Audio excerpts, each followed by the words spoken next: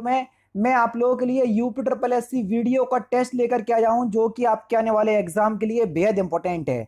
Video के पूरे हिंदी के 50 क्वेश्चन लेकर के आया हूं, जो कि आपके आने वाले एग्जाम के लिए इंपॉर्टेंट है।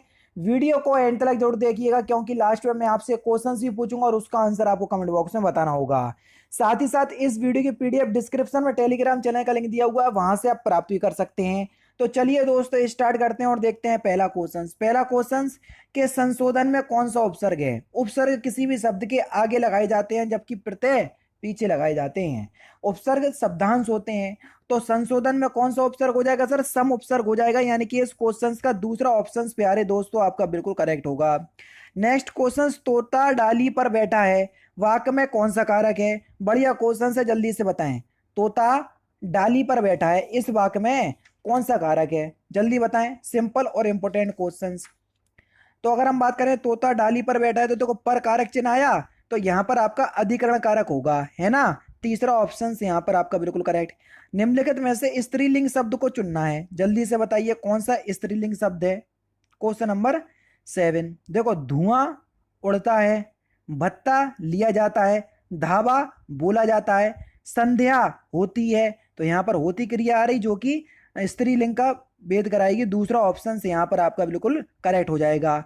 चिड़िया शब्द में प्रयोग बहुवचन में क्या होगा? चिड़िया शब्द का प्रयोग बहुवचन में क्या होगा, यानी कि चिड़िया शब्द का बहुवचन क्या होगा? अब देखो, चिड़िया एक आकारांत शब्द है, और आकारांत शब्दों में जब आप बहुवचन बनाते हैं तो चंद्र बिंदु जोड़ करके उनका बहुवचन बना देते हैं। कैसे? देखो मैं आपको बता दूं। देखो, चिड़िया है तो इसका आकारांत शब्द हो जाएगा आपका चिड़िया। पहला ऑप्शन से यहाँ पर आपका बिल्कुल क्या हो जाएगा सर? करेक्ट हो जाएगा। ये नियम है, मैं आपको कुछ बता नहीं रहा हूं कि इस तरीके से इसका हमेशा बनाते हैं, नहीं, इसका नियम है। और भी नियम होता है, जैसे माता। अब जब माताओं का जब बहुवचन बनाएंगे ना, तो माताओं नहीं होगा, माताएं होंगी। क्या होगी? माताएं। तो ये सारे नियम होते हैं एक वचन से बहुवचन बनाने के लिए, ठीक है। नहीं तो आप हर बार यही जोड़ दो, तो ये नहीं जोड़ना, किसी किसी शब्दों में जुड़ता है। जब आप मेरे से पढ़ोगे तो सारी चीज बताऊंगा। अनंत शब्द का सही संधि विच्छेद क्या होगा? बढ़िया क्वेश्चन से, जल्दी बताओ। अनंत शब्द का सही संधि विच्छेद, तो यहां पर सही आंसर क्या हो जाएगा? देखो, अन्य प्लस अंत, यानी कि इस क्वेश्चन का दूसरा ऑप्शन यहां पर आपका बिल्कुल करेक्ट हो जाएगा, ठीक है। और ये एक व्यंजन संधि का नियम है, क्योंकि इसमें व्यंजन संधि का कौन सा नियम लग रहा है? ना के पश्चात, यानी कि ना के बाद अगर स्वर, यानी कि छोटा बड़ा छोटी कोई भी स्वर आए, तो ना तथा स्वर के बीच संधि होने पर अनंत शब्द बनेगा, है ना। यानी कि ना अपने ही पांचवें वर्ण में बदल जाएगा। देखो, ना का पांचवा वर्ण ना जो है वो जिस वर्ग का भी होगा वो अपने पांचवें वर्ग में बदल जाएगा। तो ना जो है वो किस वर्ग में आता है? जल्दी बताओ। पा फा बा भा मा, ये तो ता था दा धा ना, ता वर्ग का है। और ता वर्ग का पांचवा वर्ण क्या होगा? ना ही होगा। तो देखो, ना ही बदल रहा बिल्कुल, तो ये अनंत हो जाएगा, समझ रहे। नेक्स्ट क्वेश्चन, दुष्प्रकृति शब्द का संधि विच्छेद क्या होगा? बढ़िया क्वेश्चन, जल्दी बताओ। दुष्प्रकृति शब्द का संधि विच्छेद हो जाएगा दुह प्लस प्रकृति, दूसरा ऑप्शन करेक्ट हो जाएगा। विसर्ग लग रहा तो अपने आप ही कौन सी संधि हो जाएगी प्यारे दोस्तों? विसर्ग संधि। नेक्स्ट क्वेश्चन दोस्तों आपके सामने, सुमित्रा नंदन पंत को किस कृति पर ज्ञानपीठ पुरस्कार मिला? बढ़िया क्वेश्चन, जल्दी बताओ। तो सही आंसर हो जाएगा सर चिदम्बरा के लिए। और कब मिला था? 1961 में, ये भी आपसे पूछा जाता है। नेक्स्ट क्वेश्चन देख लीजिए, सखीहिन सहित हर्षी अति रानी सुखत धानु परजानु पानी, इस पंक्ति में कौन सा अलंकार है? Question number 11। जनऊ जानो मनो मानो, ये सभी शब्द आपके उत्प्रेक्ष अलंकार की पहचान कराते हैं, ठीक है। यहाँ धानु शब्द आपको उत्प्रेक्ष अलंकार की पहचान करवाएगा। तीसरा ऑप्शन यहाँ पर आपका बिल्कुल क्या हो जाएगा सर? करेक्ट हो जाएगा। नेक्स्ट क्वेश्चन, जहाँ उपमेय का निषेध करके उपमान का आरोप किया जाए, वहां कौन सा अलंकार होता है? बिल्कुल डेफिनेशन दे दी है यहाँ पर, है ना। तो वहां पर आपका रूपक अलंकार होता है, मतलब उपमेय को ही उपमान मान लिया जाए। जैसे मुख चंद्र, मुख चंद्र का मतलब होगा चंद्र के समान मुख नहीं, बिल्कुल चंद्रमा जैसा ही मुख, समझ रहे। जैसे चरण कमल, कमल के समान चरण नहीं, बिल्कुल कमल जैसे ही चरण, समझ रहे। तो इसमें आपका कौन सा रूपक अलंकार होगा, ठीक है। नेक्स्ट क्वेश्चन, निम्नलिखित में से कौन सा एक अर्थ तेल भी है? किस शब्द का एक अर्थ तेल भी है? जल्दी बताओ। Question number 13। तो सही आंसर हो जाएगा आपका स्नेह। स्नेह एक अनेकार्थी शब्द है, इसका अर्थ प्रेम भी होता है और इसका अर्थ तेल भी होता है। ठीक है, तीसरा ऑप्शन करेक्ट। निम्नलिखित बोलियों में से कौन सी बोली उत्तर प्रदेश में सामान्यतः नहीं बोली जाती है, जल्दी बताओ। अगर कल की वीडियो आपने देखी होगी तो मैंने बताया था। देखो मैथिली बोली ये कहाँ बिहार में बोली जाती है, बताया था मैंने, है ना। तो तीसरा ऑप्शन बिल्कुल करेक्ट हो जाएगा। नेक्स्ट क्वेश्चन, इनमें से शुद्ध वाक्य कौन सा है ये आपसे पूछा गया है, क्वेश्चन नंबर 15 शुद्ध वाक्य। तो सही आंसर आपका क्या हो जाएगा, ऑप्शन नंबर ए, मेरे प्राण निकल गए, पहला ऑप्शन बिल्कुल करेक्ट हो जाएगा। निम्नलिखित में से कौन सा शब्द हवा का पर्यायवाची शब्द नहीं है, बढ़िया क्वेश्चन। देखो अनिल, मारुत, पवन ये सभी के सभी हवा के पर्यायवाची शब्द है। अनल ये आग का पर्यायवाची शब्द है, और छोटी की मात्रा लग जाती देखो अनिल तो ये हवा का हो जाता। बहुत माइनर सा डिफरेंस है, ध्यान रखना। निम्नलिखित में से कौन सा शब्द कमल का पर्यायवाची शब्द नहीं है, बढ़िया क्वेश्चन, जल्दी बताओ। अमीय, अमीय शब्द जो है ये अमृत का पर्यायवाची शब्द है, किसका, अमृत का। तो यहां पर चौथा ऑप्शन करेक्ट हो जाएगा। अनभिग शब्द का विलोम शब्द क्या होगा, बढ़िया क्वेश्चन अगेन, जल्दी से बताओ। ये वोकैब के सेक्शन है, वोकैब वाला सेक्शन है पूरा याद करने वाला। तो याद होगा तो बता दोगे, नहीं तो आगे बढ़ोगे, समझ रहे। तो अनभिग का विलोम शब्द हो जाएगा आपका कौन सा, अभिग। ठीक है, और अग का विलोम शब्द हो जाता है भिग। ठीक है, तो ये भी आप याद रखना दोनों। ठीक है, भिग नहीं होता है, विग होता है, क्या, विग। बा आता है, भा नहीं आता। ठीक है, अग का होता है विग। ठीक है, नेक्स्ट क्वेश्चन, समष्टि का विलोम शब्द क्या होगा, अगेन जल्दी बताओ। तो समष्टि का विलोम शब्द हो जाएगा आपका व्यष्टि, दूसरा ऑप्शन बिल्कुल करेक्ट हो जाएगा। जो पहले कभी ना हुआ हो, वाक्यांशों के लिए एक शब्द क्या होगा, बढ़िया क्वेश्चन, जल्दी बताओ।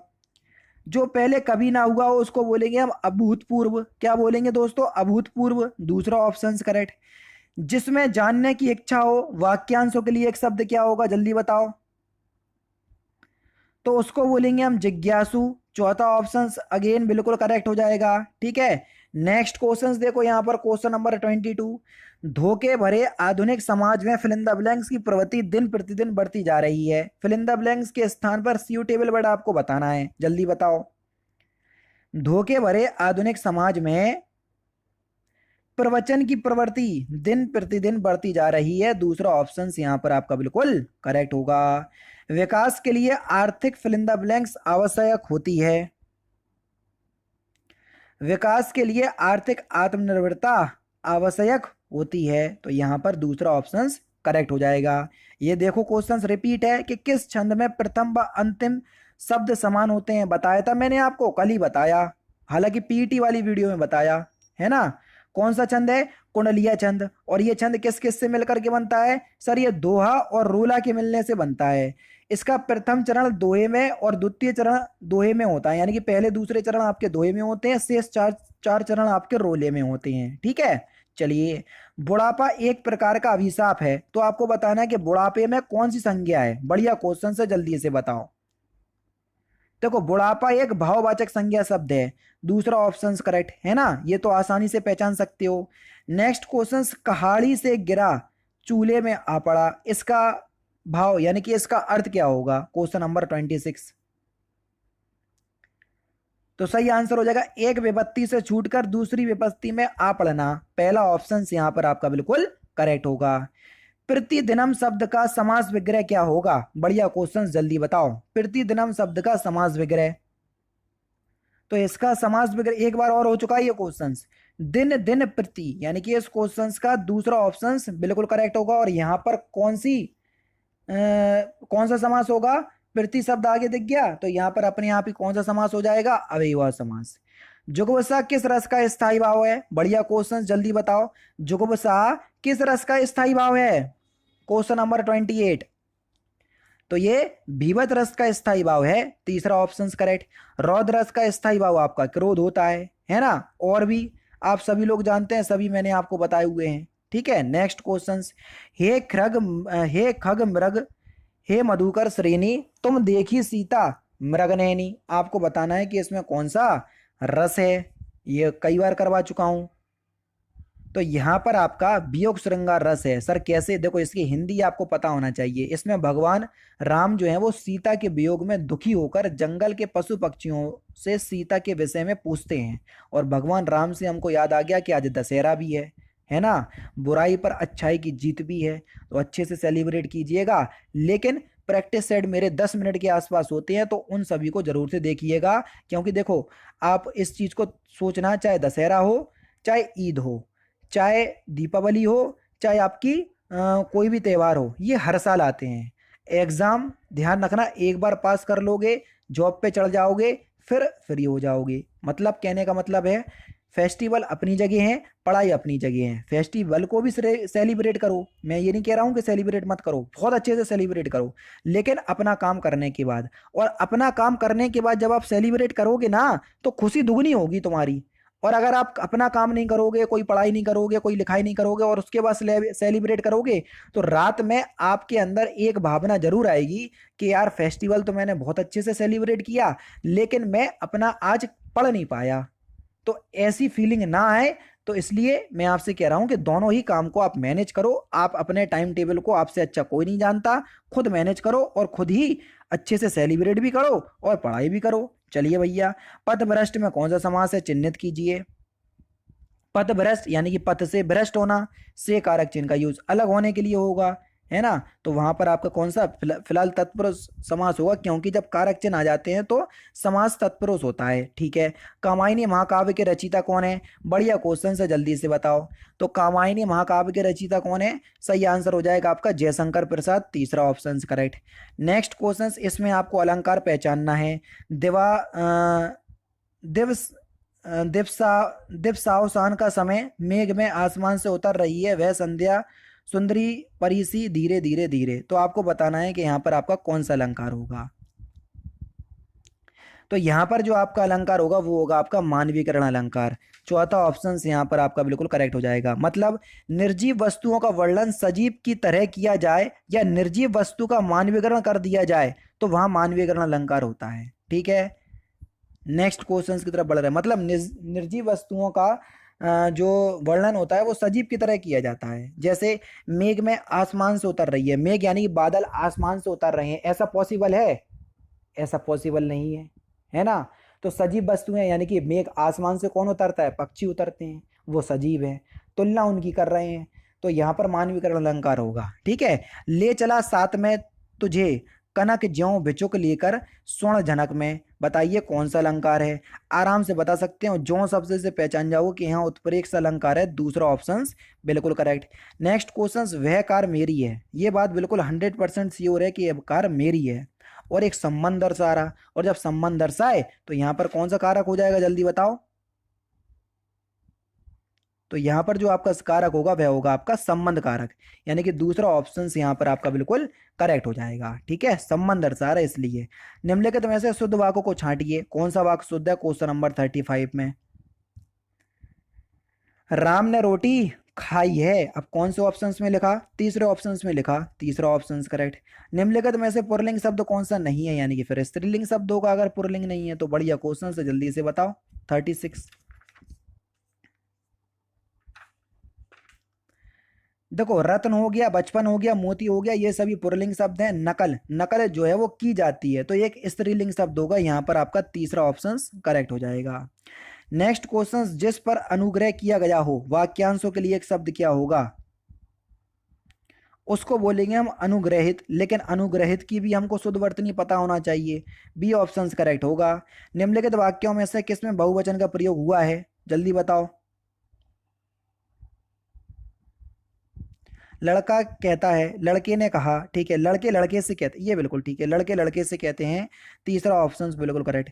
प्रत्यक्ष शब्द में संधि आपको बतानी है, प्रत्यक्ष का संधि विकसित करोगे तो आसानी से बता पाओगे।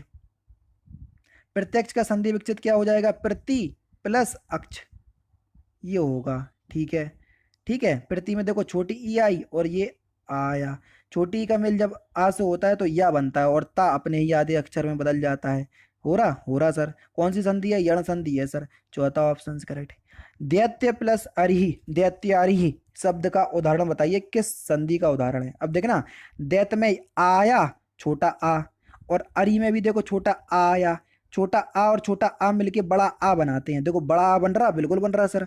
तो ये किस संधि का नियम है सर? ये दीर्घ संधि का नियम है। तो दीर्घ संधि तो सर ऑप्शंस में है ही नहीं है, तो स्वर संधि तो है, क्योंकि स्वर संधि का तो पार्ट ही है दीर्घ संधि। दूसरा ऑप्शन करेक्ट है। ठीक है। नीलोत्पल का शब्द में समास आपको बताना है। नीलोत्पल शब्द में समास, इसका समास विग्रह करोगे, नीला है जो उत्पल उसको बोलेंगे। ठीक है। नीला है जो, और है जो की जो हिंदी निकलती है वो कर्मधारय समास में होती है। तीसरा ऑप्शन बिल्कुल करेक्ट है। ठीक है। नेक्स्ट क्वेश्चन यहाँ पर देख लीजिए, स्वाभाविक और स्वागत इन दोनों शब्द का उपसर्ग। ये क्वेश्चन एक बार हो चुका है, डिक्टो ऐसे ही आया था। मतलब इतने सारे सेट करवाएंगे तो रिपीट होना स्वाभाविक है ना।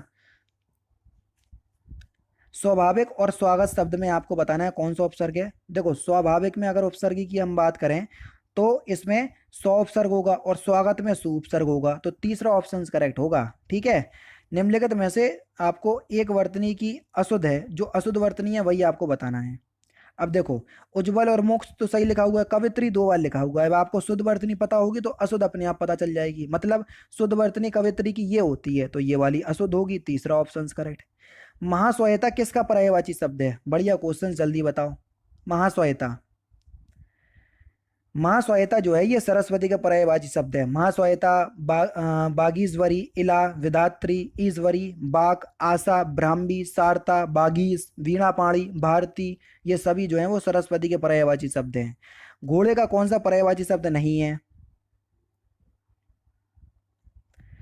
यातुधान, यातुधान जो है ये राक्षस का पर्यायवाची शब्द है। किसका? राक्षस का, ना कि घोड़े का। चौथा ऑप्शन करेक्ट। आचार का विलोम शब्द क्या है? आचार का विलोम शब्द हो जाएगा आपका अनाचार, यानी कि इस क्वेश्चन का पहला ऑप्शन करेक्ट हो जाएगा। आचार का विलोम शब्द क्या होगा? अनाचार। ठीक है। चलिए सर नेक्स्ट क्वेश्चंस की तरफ बढ़ते हैं। नेक्स्ट क्वेश्चंस के यहाँ पर आपको बताना है कि इसमें कौन सा छंद है 47 में। बढ़िया क्वेश्चन से बता सकते हैं आसानी से। आसानी से क्या, मात्राएं गिनोगे तो बता लोगे, वरना दिक्कत होगी। कैसे सर मात्राएं गिन ले रहा है? देखो यहाँ पर देखो, जी एक मात्रा एक मात्रा, सुमिरत में एक मात्रा एक मात्रा एक मात्रा एक मात्रा, सिद्धि में एक मात्रा एक मात्रा। ये देखो हो यानी कि ओ की मात्रा है तो दो मात्राएं, छोटी ई है तो एक मात्रा। देखो एक दो तीन चार पाँच छः सात आठ, आठ दो 10 और 11। पहले चरण में 11, दूसरे चरण में आपको 13 मात्राएं देखने को मिलेंगी। कौन सा छंद है सर? सोरठा छंद है। दूसरा ऑप्शन यहाँ पर आपका बिल्कुल करेक्ट हो जाएगा। निम्नलिखित में से कौन सा मात्रिक छंद है? जल्दी बताओ। दोहा, चौपाई, रोला, ये सभी मात्रिक छंद होते हैं, है ना। सभी के सभी मात्रिक छंद हैं। चौथा ऑप्शन यहाँ पर आपका बिल्कुल करेक्ट हो जाएगा। नेक्स्ट क्वेश्चन, नीचे भाषा की चार विशेषता दी गई हैं, इनमें से जो गलत है उसका आपको चयन करना है। ठीक है।